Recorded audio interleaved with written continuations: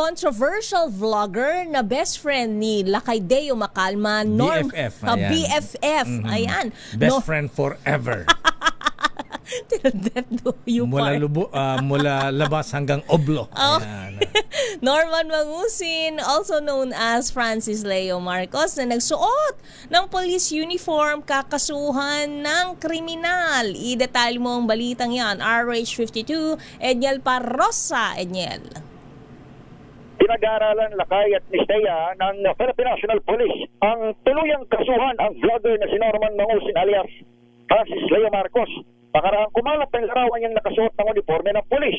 Ayon kay Police Brigadier General Roberto Flanio, nagpagsalita ng PNP, paglaban ito sa usurpation of authority at illegal use of uniforms or insignia sa ilalim ng revised penal code.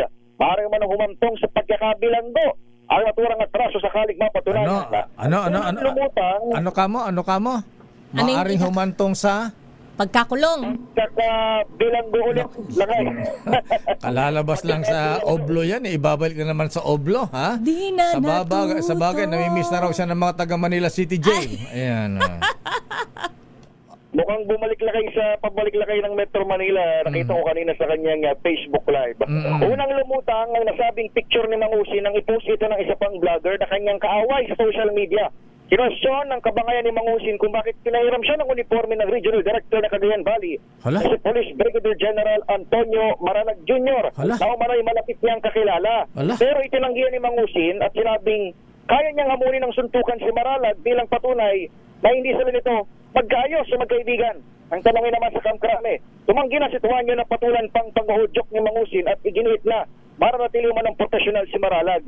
Gayon din, totoo man o hindi hiram ang uniforme ng PNP, narindigan si Tuanyo na ang issue rito at ang may pananagutan ay kung sinong nagsuot na walang paintulot ng batas. Pakinggan natin si General Tuanyo. Base po sa initial investigation ng malabas na regional office 2, ang liability ay nasa nagsuot ng uniforme, hindi sa nagala. Ang posibleng violation po niya ay ang revised penal code article 179. Ito po ay ang illegal use of uniforms and insignia.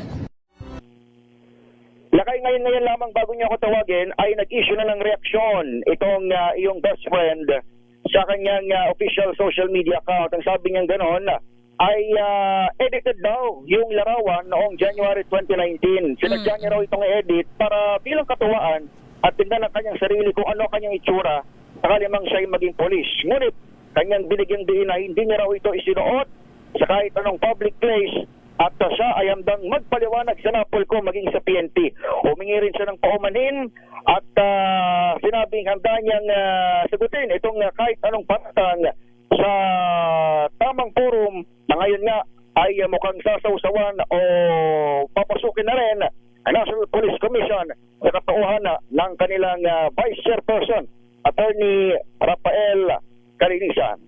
Ako si Edniel Parrosa, nag-uulat para sa DZRH. Una sa Pilipinas, una sa Pilipino.